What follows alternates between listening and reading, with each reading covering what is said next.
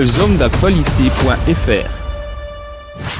Et maintenant j'entends une voix qui me dit t'es mort. À ce moment-là qui me dit t'es mort. Et je disais les gars, aidez-moi, je vais aller en enfer, je vais mourir, appelez un pasteur, appelez mes parents, je vais mourir, je vais en enfer. Tu vois, tu sais que tu peux rien faire, t'es seulement là, t'acceptes, tu dis pardon, ça sert à rien. Je criais Jésus, il n'y a pas de présence de Dieu, ça sonne vide. Je criais pardon, pardon, ça sert à rien, ça change rien, t'y es déjà. Le temps il passe pas. Et finalement je me suis retrouvé en enfer. Mais quand je vous dis en enfer, c'est pas des jeux, genre c'est vraiment réel.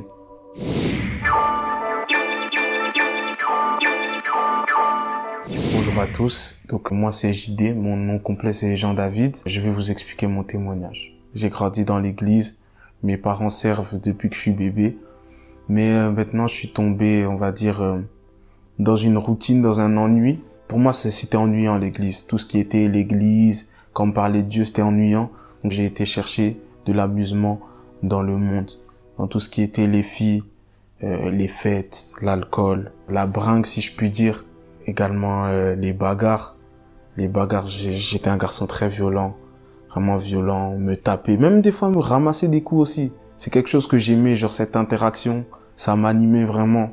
Je me donnais un genre du style, ouais, être impliqué dans les bagarres de quartier, etc. J'aimais aussi beaucoup l'argent. J'étais vraiment omnibulé par l'argent. Pour moi, tout moyen était bon de faire de l'argent, que ça soit propre ou sale. Je peux pas finir pauvre. Et malheureusement, j'ai fait beaucoup de bêtises suite à ça. Mais maintenant, je vais vous raconter comment Dieu a totalement transformé ma vie du jour au lendemain. Je suis parti en vacances avec des amis. On avait pris un appartement à la mer pendant 1 mois. Un soir, j'étais sorti ce soir-là, je me suis battu, je me suis encore battu. D'ailleurs, j'étais très fier, j'avais mis un KO, etc. Je me suis encore battu, bref. Ce soir même, quand je suis rentré, j'étais vraiment fier, content de ma victoire, si je puis dire. J'étais un peu exténué, j'avais passé une longue journée, je suis parti dormir. Faut savoir, on était 10 dans l'appartement avec mes potes. On avait pris un appartement de 10 personnes, donc il y avait différentes chambres. Moi, j'étais dans une chambre avec 2 amis. Avec 2 amis, il y avait un grand lit, un lit normal. On était à 3 dans la chambre. Donc moi, je suis parti dormir en premier. Et par la suite, mes amis m'ont rejoint. Mon pote, il aimait bien mettre des musiques un peu pour s'endormir, etc. Et ce soir-là, il avait mis une musique très très douce. C'était de la mélo comme ça, mais c'était pas de musique chrétienne. En temps normal, si j'avais écouté cette musique, vraiment, j'aurais apprécié et tout. Mais là, j'étais dans mon sommeil et je suis réveillé par une douleur. Je comprends pas ce qui se passe. Et il faut savoir que j'étais en train de trembler dans mon lit. J'avais vraiment des réactions. Genre, je sentais vraiment une brûlure qui venait de la musique. Et mon pote, il comprend pas ce qui se passe. Il rigolait un peu. Ils étaient 2. Et je lui dis, s'il te plaît, coupe la musique. Et lui, il a pris ça à la légère. Il a baissé le son un peu. Il a pas vraiment coupé. Donc moi, du coup, j'essaie de boucher mes oreilles. Et là, la musique me traverse. Genre, la musique me traverse. C'était une brûlure, des ondes bizarres. Et je continuais à trembler. Je continuais vraiment à trembler. J'ai commencé à crier. Je lui ai dit, coupe la musique. Frérot, il se passe vraiment quelque chose de bizarre. Et maintenant, j'entends une voix qui me dit t'es mort. À ce moment-là, qui me dit t'es mort. Donc moi, je comprends pas, pris de panique. Je commence à me lever, m'habiller. Je dis je peux pas rester ici, je dois partir. Parce que je sentais cette douleur, je me sentais mal, je comprenais pas ce qui se passait. Et j'ai commencé à dire à mes potes. Donc il y avait avec moi mon pote chrétien et mon pote musulman. J'ai dit ouais, priez pour moi les gars, priez pour moi. Je sais pas ce qui se passe, mais priez pour moi, appelez un pasteur, appelez mes parents, mais priez pour moi. Et du coup, mon pote chrétien qui était avec moi, qui a mis la musique, il a pas vraiment fait attention. Mon pote musulman, il s'est vraiment mis à prier. Il faisait ses prières du coup en arabe, etc. Et maintenant, j'entends cette même voix qui est mort, qui m'a dit t'es mort, qui se moque de mon pote et qui dit ah inconscient, tu pries la mauvaise personne. Et à ce moment-là, du coup, moi, j'ai vraiment paniqué et je me rapproche de lui, je dis frère, arrête. Je dis frérot, arrête. Et lui, il pensait que, je sais pas, il me délivrait, donc ça veut dire qu'il parlait encore plus fort.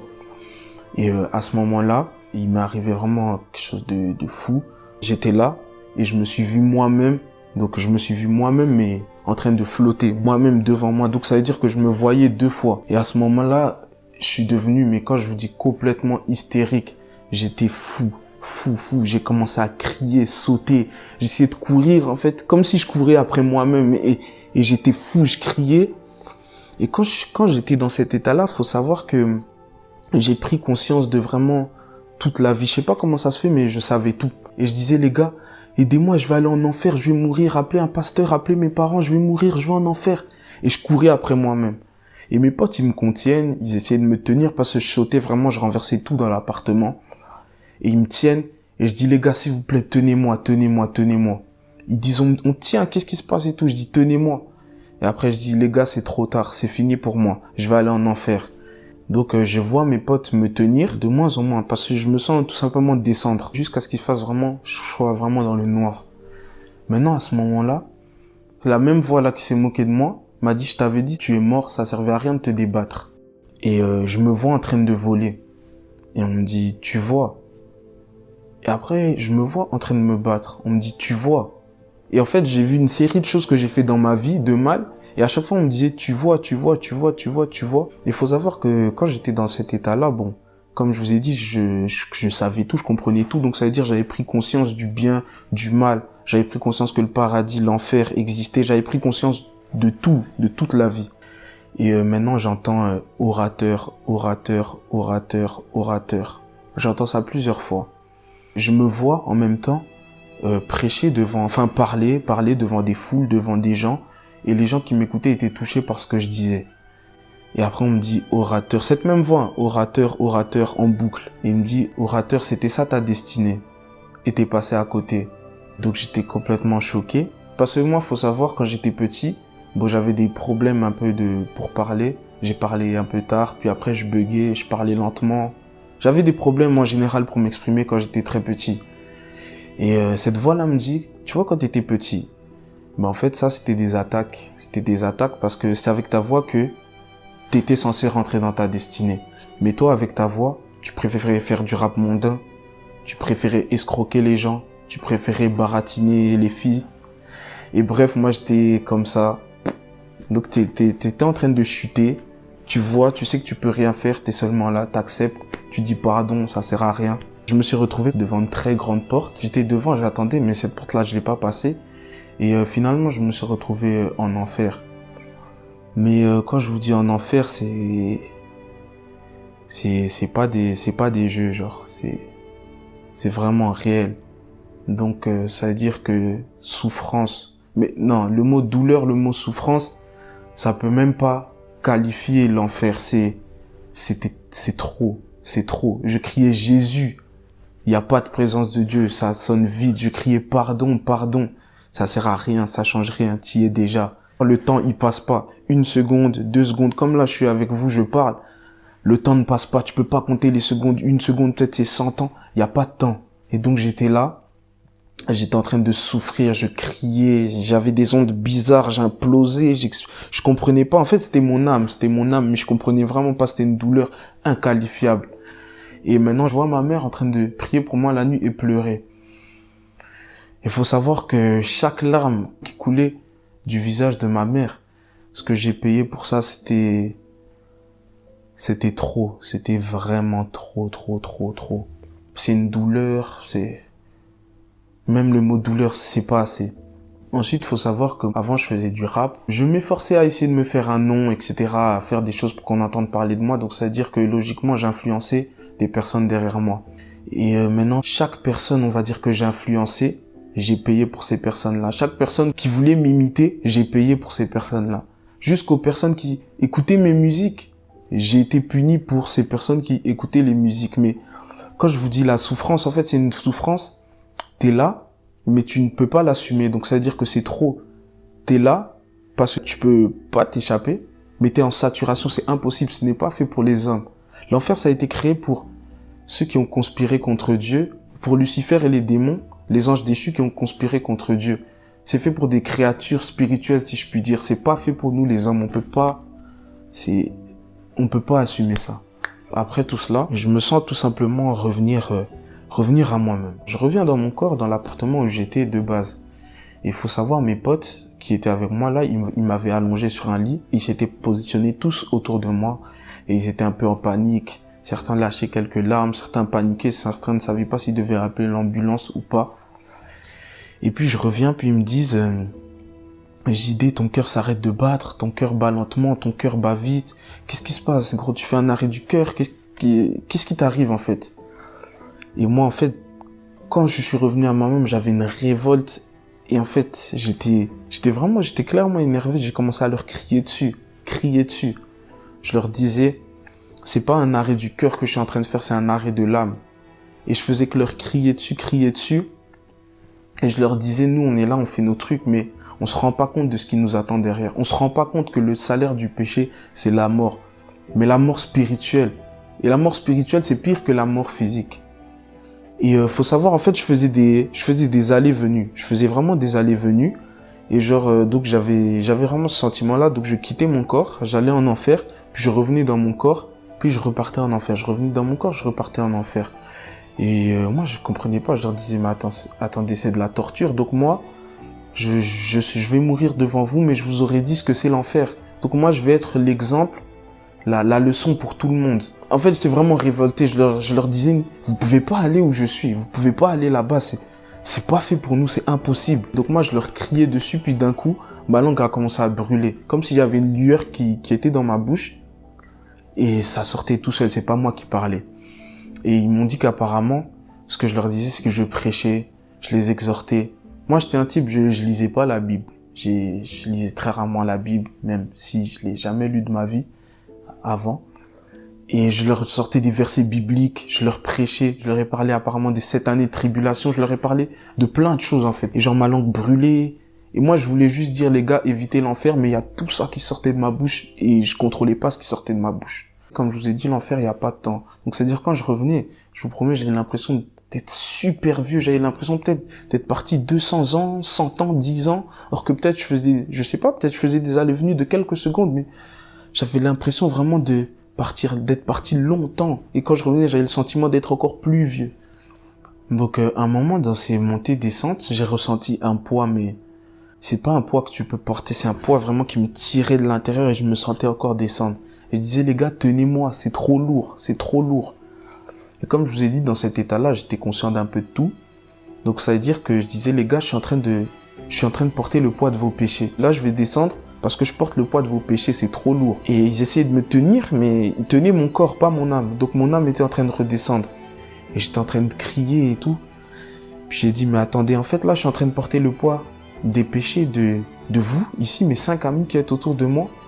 Mais Jésus a porté le poids des péchés de toute la terre. Le poids de péché de vous, de moi, de tout le monde. Et moi, quand je vous dis les 5 amis là, le poids, c'était un truc, ça tirait mon âme de l'intérieur. Et je leur disais, tenez-moi, je criais, c'était trop lourd. Ils me tenaient, je suis quand même redescendu. Et quand je suis redescendu, je pense pour la dernière fois, je vois mon pote tout simplement en train de faire des bêtises.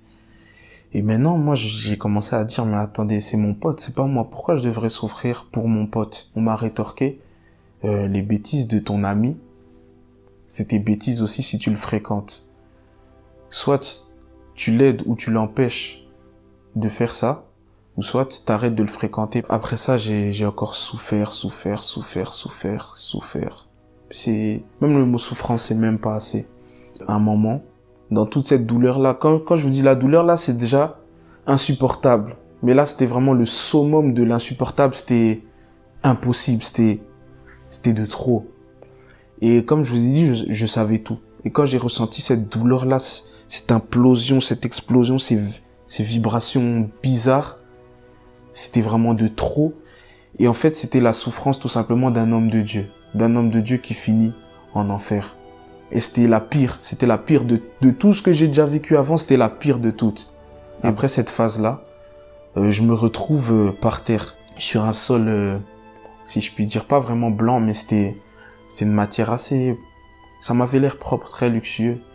Après, c'est une matière que j'ai jamais vue dans ma vie. Je me lève et je vois devant moi comme des gardes en V comme ça, en V. Et des gardes grands, mais vraiment tellement grands que limite j'arrivais pas à voir leur visage, je voyais le bas de leur corps si je puis dire. Et maintenant, au coin de ce V là, au coin du V, il y a une grosse présence comme ça qui est arrivée. Une grosse lueur, lumière. Dès que j'ai senti ça, je me suis allongé par terre. Je me suis vraiment mis comme ça, par terre. Tout mon corps allongé face contre terre. Comme un réflexe, je me suis mis comme ça par terre. Je sais pas pourquoi. Et quand j'ai senti cette lueur, cette puissance, en fait, j'ai jamais ressenti ça dans ma vie. J'ai jamais... Faut savoir, moi, je me battais, je tapais des gens. Je me sentais un peu invincible. Je ne me suis jamais senti aussi faible de ma vie. Jamais. Quand j'ai senti cette puissance-là, je me suis dit, mais en fait, je suis moins qu'un insecte, je suis une poussière. Cette puissance-là, même comme ça, un souffle, il y a plus de planétaire, c'était trop puissant, je me suis jamais senti aussi vulnérable de ma vie. Et genre, j'étais tétanisé, j'avais vraiment peur. Enfin, c'était pas vraiment de la peur, c'était de la crainte, j'étais tétanisé, je bougeais pas. Déjà, je n'arrivais pas à bouger, j'arrivais pas à lever la tête et j'étais conscient que si je levais la tête, j'arrivais à regarder ça de mes yeux, j'allais complètement me faire désintégrer, c'était trop puissant, je pouvais même pas regarder, je pouvais pas lever les yeux. J'étais là en train de pleurer, je disais pardon. Je veux pas mourir, pardon, je peux pas aller en enfer, pardon, pardon. Et je m'exprimais en fait, faut savoir, je m'exprimais un peu avec l'argot. J'étais un peu trop à l'aise quand je parlais, je m'exprimais un peu en argot, des langages de jeunes, etc. Et maintenant, cette puissance-là, Dieu, tout simplement m'a dit, est-ce que tu sais à qui tu parles? Quand il a dit ça d'une grosse voix, c'était pas une voix énervée ou quoi, c'était une voix autoritaire. On m'a dit, est-ce que tu sais à qui tu parles? Quand j'ai entendu ça, instantanément, tout mon corps a commencé à brûler. J'ai commencé à crier. J'ai dit pardon, pardon, pardon. Je vais m'exprimer en bon français. La langue que tu as inspirée aux hommes. Avec l'intelligence que tu as donnée aux hommes. Pardon, pardon. Et j'ai commencé à m'exprimer bien. Mais quand je vous dis bien m'exprimer, moi j'avais un peu... Bon, mon langage avant c'était compliqué. Hein. Beaucoup d'argot, etc. Là, j'ai jamais autant bien parlé de ma vie. Je parlais vraiment de manière distinguée. Comme si j'étais face à un président, comme si j'étais face à un roi. Je disais oui, vous, pardonnez-moi, etc., etc., etc. Et maintenant, d'un coup, j'ai commencé à parler tout seul. Je sais pas comment ça se fait, mais j'ai commencé à parler tout seul. Et déjà, c'était pas ma voix, c'était une voix particulièrement grave. Il faut savoir, mon âme était ailleurs, mais mon corps était dans l'appartement. Et mes potes, ils entendaient ce que je disais, ils entendaient ce qui sortait de ma bouche, ils entendaient ce que je disais. Et cette voix-là, grave-là aussi, ils l'ont entendu. En fait, j'étais en train de promettre, tout simplement. Et j'ai commencé à promettre de consacrer ma vie à Dieu, passer ma vie à témoigner, de passer ma vie à gagner des âmes, passer ma vie à servir Dieu. Et quand j'étais en train de faire cette promesse-là, en fait, je promettais pas devant n'importe qui. Donc ça veut dire que j'avais ce sentiment, cette douleur-là, comme si j'étais en train de redescendre. En fait, c'était soit je m'accroche à cette promesse, soit je vais en enfer, soit je meurs. Soit je m'accroche à cette promesse-là de servir Dieu, soit je meurs. Donc j'étais en difficulté et j'avais une grosse voix. Je disais, oh, je promets. J'avais vraiment une grosse voix. Je sais pas comment ça se fait. Mes potes, pour témoigner, ils ont entendu cette grosse voix-là. Et donc j'ai promis de servir Dieu, consacrer ma vie à Dieu, consacrer ma vie à témoigner, de faire de ma vie un témoignage, gagner des âmes. J'ai promis tout ce genre de choses. Et maintenant, bon, j'ai plus ce sentiment de douleur là, et je reste tout simplement allongé, tétanisé, toujours allongé, face contre terre. Et maintenant on me dit, relève-toi, lève-toi.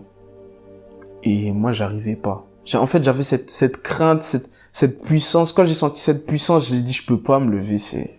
J'arrivais pas à me lever. Je suis resté allongé, toujours face contre terre. Maintenant on vient, quelqu'un m'aide à me relever tout simplement, m'aide à me relever. Je me mets pas debout droit, tête levée et tout, non. J'étais resté à genoux, on va dire, à genoux, un genou à terre et une jambe comme ça, et j'avais la tête baissée. Je pouvais pas lever la tête, c'était impossible. Donc quand j'ai été dans cette position-là, j'ai commencé à regarder autour de moi, mais pas devant. Hein. Donc j'avais toujours la tête baissée, je ne me permettais de regarder que sur les extrémités. Je pouvais pas, absolument pas lever la tête, impossible pour moi, j'allais me faire décimer. Trop puissant. Je vois tout autour de moi, en fait, plein d'hommes. Tout plein d'hommes. Et comme je vous ai dit, dans cet état-là, j'avais la connaissance et j'avais la conscience des choses. Je sais pas comment ça se fait, mais j'avais la conscience de tout. Et quand je voyais ces hommes-là, en fait, je voyais des hommes de Dieu. Je voyais des prophètes, des évangélistes, des pasteurs. En fait, c'était des hommes de Dieu. Et ils étaient aussi dans la même position que moi, donc un genou à terre et la tête baissée. Ils avaient sur eux une sorte de, si je puis dire, une cape, couverture, comme une fourrure sur eux, sur leur dos. Et ils tenaient de la main droite un bouclier, de la main gauche une épée. Donc je regarde comme ça un peu autour de moi, ok, j'ai vu ça. Maintenant moi, je sens tout simplement qu'on met aussi cette fourrure, cette sorte de fourrure sur mon épaule, on met aussi ça. Maintenant on me donne aussi un bouclier dans la main droite, une épée dans la main gauche. Maintenant, on pose un coffre à mes pieds, un petit coffre, mais ça avait vraiment l'air luxueux. Mais encore une fois, c'est un truc que j'ai jamais vu dans ma vie, mais ça avait vraiment l'air luxueux, une sorte de coffre. Et on me dit ta mission. Et la personne là, quand elle a posé le coffre, quand elle a lâché le coffre, j'ai regardé à ses mains et je vois en fait un trou ici et un trou ici. Ses deux mains étaient trouées. Je commence à réaliser que quelqu'un qui a les mains trouées dans ce genre de situation, ben c'est Jésus. Donc je commence vraiment à réaliser ce qui se passe et dans ma tête, c'était vraiment l'euphorie. Et donc toujours la tête baissée. Et maintenant, cette voix-là me dit, t'es pardonné, mais c'est ta dernière chance. Et il faut savoir que moi, en fait, j'étais un garçon vraiment entêté. J'avais déjà eu des avertissements, si je puis dire, réels de Dieu dans ma vie, que j'ai jamais pris en considération. Et aussi, j'étais un garçon assez tumultueux, turbulent. Donc, c'est-à-dire que j'ai mis vraiment ma vie en péril beaucoup de fois. Ceux qui me connaissent vraiment, qui marchaient avec moi, qui ont fait toutes les bêtises avec moi, savent que j'ai peut-être failli mourir plus de 10 fois dans ma vie. J'ai vraiment trop mis ma vie en péril. Maintenant, cette voix-là me dit, t'es pardonné, mais c'est ta dernière chance. Donc moi, quand j'entends ça, logiquement, c'est pas quelque chose à prendre à la légère. Vraiment pas à prendre à la légère. Après ça, tout simplement, je me sens en fait revenir dans mon corps, revenir à moi-même. Et quand j'étais en train de revenir, j'entends vraiment plein de choses. Il y avait vraiment beaucoup de choses qui défilaient dans mes oreilles, dans ma tête. Il y avait trop de choses qui défilaient. J'entendais plein de choses. Et j'ai notamment entendu la voix du début, qui se moquait de moi, qui m'a dit t'es mort, qui criait, qui disait non, il en sait trop, il mérite pas le pardon, c'est un pécheur, il en sait trop, il mérite pas le pardon. Et j'ai entendu vraiment beaucoup de choses, et maintenant je suis vraiment revenu vraiment dans mon corps, et j'étais vraiment en sueur, mon cœur battait vite, je vois mes potes allongés autour de moi, ils m'avaient allongé dans le lit, il y en avait certains qui pleuraient, certains qui stressaient, certains qui... Et quand je suis revenu, j'ai dit, quelle grâce. Et j'étais en boucle, je faisais que dire, quelle grâce. Et après, je leur disais, les gars, en fait, quand j'ai réalisé tout ce qui se passait, je disais, ah, mais attends, là, vous êtes que 6. Parce que je voyais qu'ils ont été touchés par ce qui m'est arrivé. Je dis, attends, donc là, vous êtes que 6. Mais c'est pas assez. Je dois beaucoup plus impacter, je dois partir d'ici, je dois évangéliser toute la terre. Je me rappelle, j'avais dit ça, je dois évangéliser toute la terre. C'était vraiment... J'avais ce feu, je disais non, je dois gagner des âmes, les gens ne peuvent pas vivre l'enfer. Même l'enfer, c'est pas quelque chose de souhaitable, même à son pire ennemi. Donc je disais non, je dois évangéliser, je dois pas rester ici, etc. Après je leur ai dit les gars, à partir d'aujourd'hui ma vie a changé, ma vie va changer. Il faut savoir, moi quand je faisais du rap, bon, j'avais mon nom de rappeur, etc. et tout. Mais ce nom-là, on m'a appelé par ce nom-là, on m'a dit ce nom-là, oublie-le. L'ancien personnage que tu étais, oublie-le, il n'existe plus. Et après, moi, je lui ai dit, bon, les gars, le personnage, là, il n'existe plus. Moi, maintenant, je suis un homme de Dieu, etc. Et maintenant, l'après, c'est que je suis incroyablement reconnaissant envers Dieu. Déjà, de m'avoir fait la grâce de pouvoir expérimenter ça, même si c'était très difficile. De m'avoir permis, tout simplement, de voir, en fait, ce qui m'attendait si j'étais mort avec le train de vie que je menais. Donc, avec la vie d'avant, les sorties, si j'étais mort dans cette vie-là, en fait, j'ai pu voir ce qui m'attendait après. Et j'ai réalisé tout simplement que tout ça, c'est vraiment éphémère. L'argent, je courais vraiment derrière l'argent. J'ai réalisé que l'argent, tu vas pas l'emmener après ta mort. L'argent, tu vas le laisser ici. Les filles, tous les plaisirs de ce monde derrière lesquels je courais, j'ai réalisé qu'en fait, c'était des plaisirs éphémères et qui me mèneraient tout simplement à ma perte. Et vraiment, je rends grâce à Dieu de m'avoir fait cette grâce et d'être ici, là, pour en témoigner. Et je tiens à parler à toi qui regarde cette vidéo. Je voudrais dire que c'est très important et qu'il faut qu'on prenne conscience que c'est réel. Moi qui croyais pas vraiment à ces histoires-là, bon, j'entendais ça de loin. Je pouvais entendre des témoignages comme ça via mes parents, mais pour moi, c'était du blabla, tout ça. Mais Dieu m'a confondu parce que ça m'est arrivé à moi-même, donc je peux plus nier. Le monde spirituel existe. La vie après la mort existe. L'enfer existe. Le paradis existe. Et on a les cartes en main, en fait. Tant qu'on est en vie, sur cette terre, on a les cartes en main. C'est à nous de préparer notre destinée, tout simplement. Maintenant, à toi qui regardes cette vidéo, ne te sens jamais trop sale pour revenir à Dieu. Il n'est jamais trop tard. Dieu est un Dieu d'amour. Il a déjà payé à la croix pour tes péchés, pour mes péchés. Et il n'est jamais trop tard pour revenir à lui et pour te repentir. Je t'invite, à toi qui regardes cette vidéo, à faire cette prière avec moi. Seigneur Jésus, tu connais mon cœur, Seigneur Jésus. Tu vois ma vie. Tu connais ma situation. Seigneur, aide-moi tout simplement à pouvoir arriver au but, arriver là où tu m'attends, pouvoir rentrer dans ma destinée. Aide-moi, Seigneur, à ne pas me perdre et à ne pas tout simplement rater le coche, finir en enfer. Mais aide-moi, Seigneur, à accomplir ce que tu attends de moi pour pouvoir te rendre fier et dégager un bon parfum. C'est en ton nom que j'ai ainsi prié. Amen. Merci de m'avoir écouté et soyez bénis.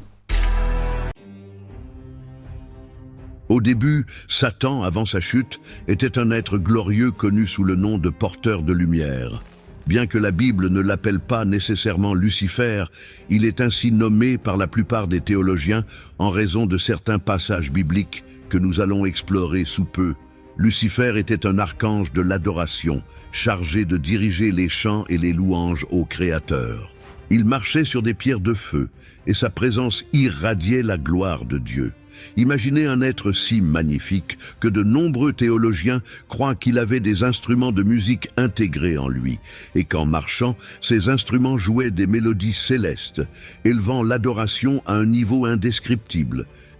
Explorons les hauteurs de Lucifer dans la gloire céleste et les profondeurs de Satan dans la chute la plus tragique de l'univers.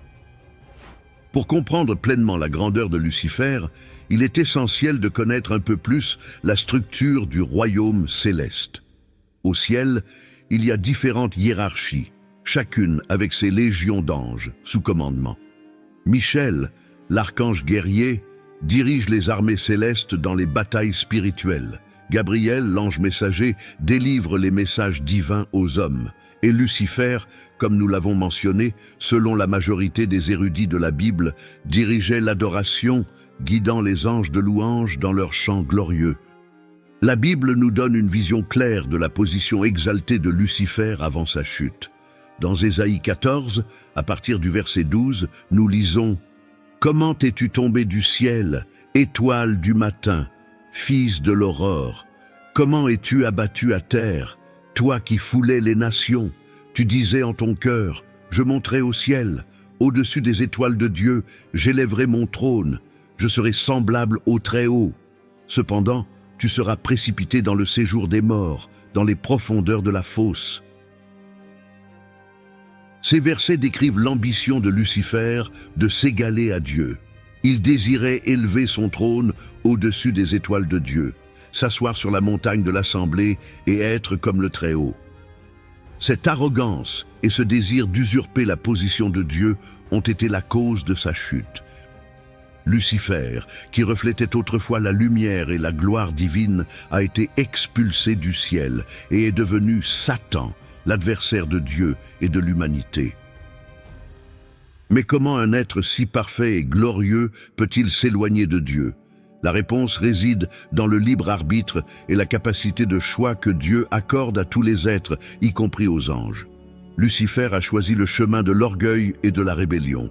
Il a laissé la beauté et la sagesse qu'il possédait se transformer en vanité, et cette vanité l'a conduit à sa ruine. Un autre passage biblique se trouve dans Ézéchiel 28, à partir du verset 13. La Bible nous dit « Tu étais en Éden, le jardin de Dieu. Toutes les pierres précieuses étaient ton vêtement, la sardoine, la topaze, le diamant, la chrysolite, l'onyx, le jaspe, le saphir, la turquoise et l'émeraude avec l'or. Tes tambours et tes flûtes étaient à ton service, préparés le jour où tu fus créé. » Ces mots nous dépeignent un tableau d'une beauté indescriptible. Lucifer n'était pas simplement un être céleste ordinaire, il était paré des pierres les plus précieuses, reflétant la gloire et la magnificence du Créateur. En plus de sa beauté, Lucifer fut oint comme un chérubin gardien. Dieu l'a désigné pour être sur la montagne sainte, marchant parmi les pierres étincelantes. Cela indique que Lucifer occupait une position de très haute honorabilité et responsabilité. Il ne dirigeait pas seulement l'adoration, mais protégeait aussi la sainteté de la montagne de Dieu. Sa présence là-bas était un symbole de pureté et de perfection divine.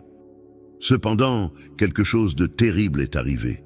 La Bible continue en disant « Tu étais intègre dans tes voies, depuis le jour où tu fus créé, jusqu'à ce que l'iniquité soit trouvée en toi. » Lucifer, qui était parfait depuis sa création, a permis à l'iniquité d'entrer dans son cœur. La Bible nous révèle que c'est par l'ampleur de ton commerce qu'il s'est rempli de violence et de péché. Ce commerce peut être compris comme l'utilisation de ses dons et de sa position à des fins personnelles et de manipulation au lieu de servir Dieu avec humilité et gratitude. La conséquence de ce péché fut sévère et inévitable. Dieu dit « Je t'ai précipité de la montagne de Dieu et je t'ai fait disparaître, chérubin protecteur, du milieu des pierres étincelantes. » La chute de Lucifer fut une chute du plus haut état de gloire au plus profond état de disgrâce. Il fut expulsé de la montagne sainte et perdit sa position exaltée, devenant un adversaire de Dieu et de toute la création. La raison principale de sa chute est explicite. Ton cœur s'est enorgueilli à cause de ta beauté, et tu as corrompu ta sagesse par ta splendeur. L'orgueil et la vanité furent les éléments corrosifs qui menèrent Lucifer à mépriser l'autorité divine et à chercher sa propre gloire. Cet orgueil a corrompu sa sagesse et déformé sa vision, le conduisant à un chemin de destruction. Dieu, dans sa justice, ne pouvait laisser ce péché impuni. « Je te précipiterai sur la terre, je te réduirai en cendres sur la terre, sous les yeux de tous ceux qui te regardent. Par la multitude de tes iniquités et par l'injustice de ton commerce, tu as profané tes sanctuaires. C'est pourquoi j'ai fait sortir du milieu de toi un feu qui t'a dévoré. » La punition de Lucifer fut publique et définitive, un témoignage pour toutes les créatures de ce qui arrive lorsqu'on défie la sainteté et l'autorité de Dieu. Lucifer n'était pas simplement un ange ordinaire. Il avait une relation spéciale avec Dieu le Père. Il était sous l'autorité de Dieu et jouissait d'une proximité avec le Créateur que la plupart des anges n'expérimentaient pas. La majorité des anges ne s'approchent jamais très près de Dieu. Ils révèrent la sainteté et la majesté du Seigneur à tel point qu'ils couvrent leur visage et clament sans cesse « Saint, Saint, Saint ». Cette scène d'adoration est magnifiquement décrite dans Ésaïe chapitre 6, qui nous donne une vision de l'environnement céleste où Lucifer servait. Les séraphins, avec leurs 6 ailes, couvraient leur visage en révérence à la gloire de Dieu. Ils clamaient la sainteté du Seigneur, remplissant le ciel de louanges qui résonnaient à travers l'éternité. Imaginez être dans un lieu où la présence de Dieu est si puissante que même les structures du temple tremblent et la maison se remplit de fumée sacrée. Lucifer, avec sa beauté incomparable, faisait partie de ce décor d'adoration céleste. Dans sa gloire et son splendeur, il avait une position unique au ciel. Il était le porteur de lumière, reflétant la majesté de Dieu d'une manière extraordinaire. Sa proximité avec Dieu le remplissait d'une gloire si intense qu'en sortant de la présence divine, il brillait encore de la lumière de Dieu. Cette lumière faisait que Lucifer ressemblait beaucoup à Dieu aux yeux des autres anges, devenant ainsi le plus proche qu'il pouvait être de voir la gloire divine. Lucifer marchait de haut en bas sur les pierres de feu et montait sur la montagne de Dieu. Il entrait dans la présence glorieuse du Tout-Puissant, donnant gloire, honneur et action de grâce.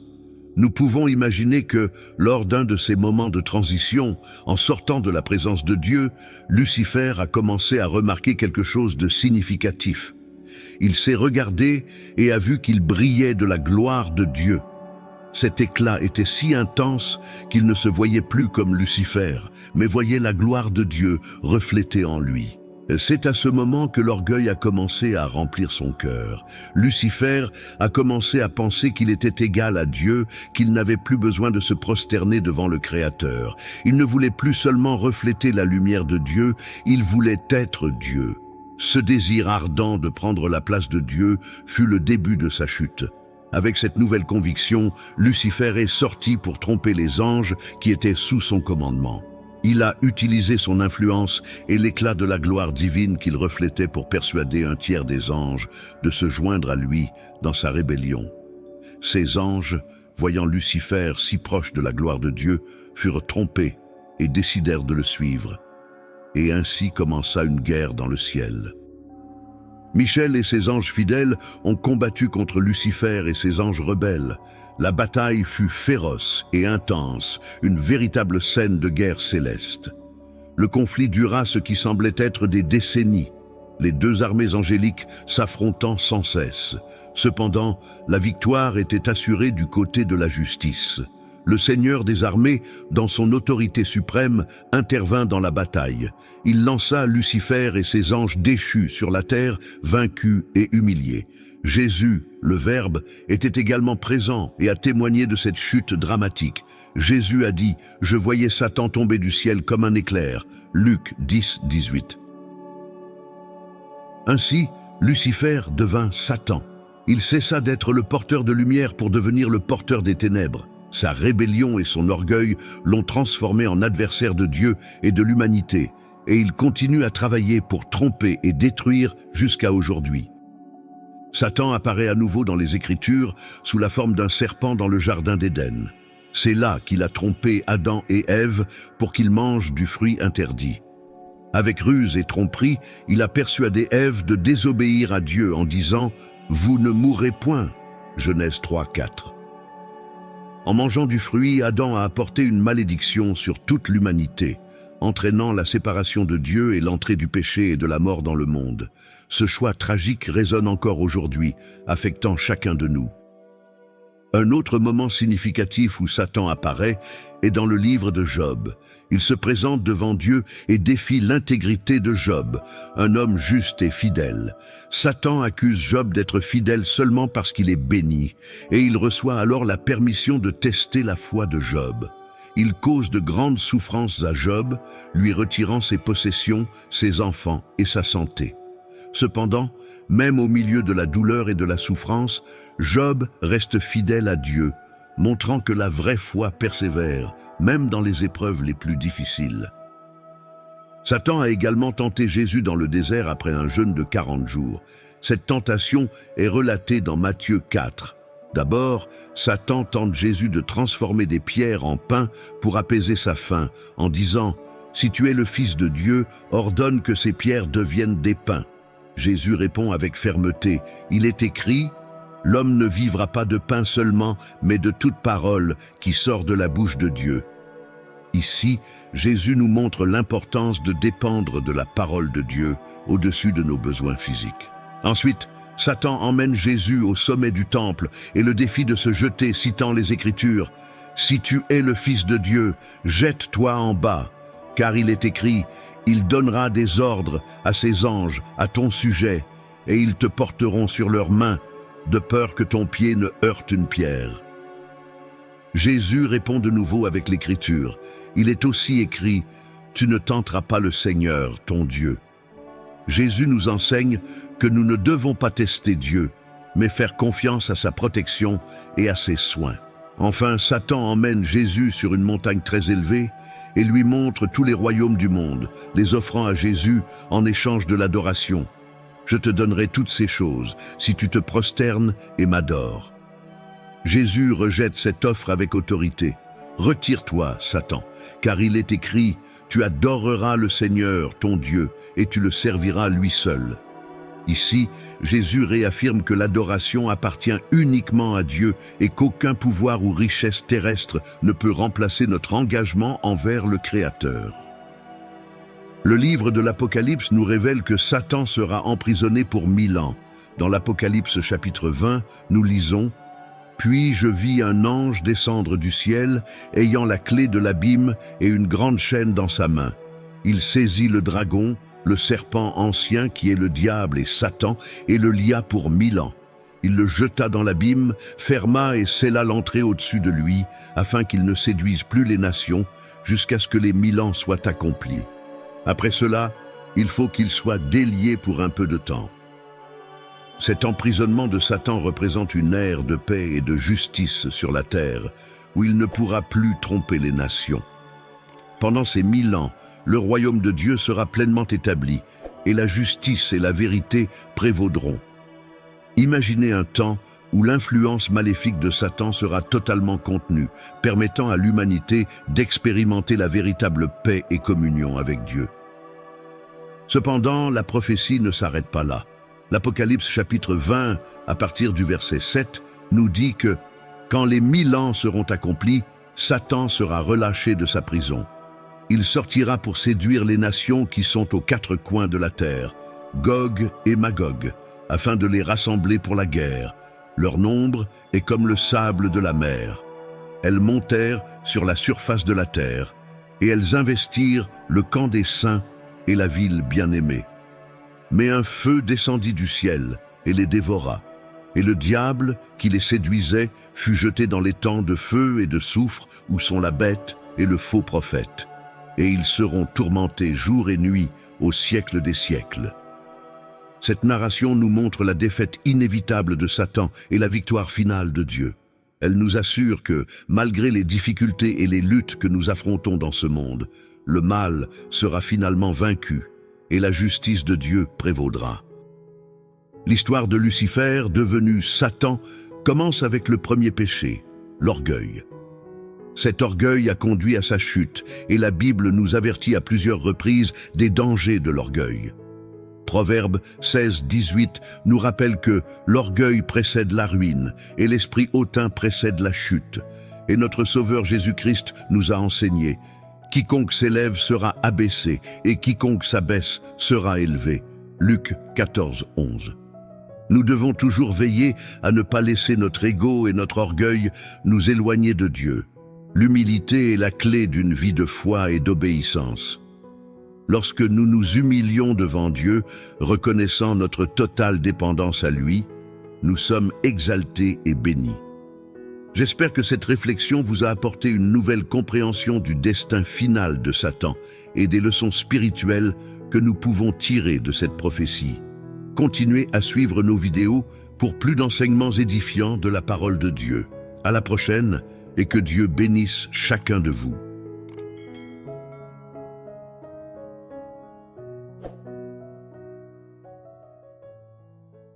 Zonedactualité.fr